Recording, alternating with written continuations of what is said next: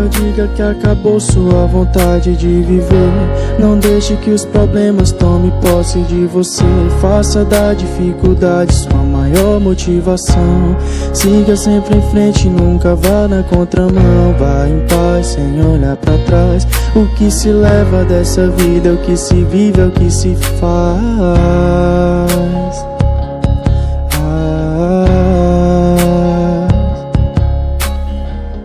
E se um dia tu pensar em desistir, achar que está sozinho e que não tem pra onde ir, ajoelhe, junte suas mãos, feche os seus olhos, faça uma oração. Papai do céu, sei que estás aí, dá-me força pra continuar, nunca desistir, me tire da escuridão. Quero levantar e segurar a sua mão, porque eu sei que estás aqui.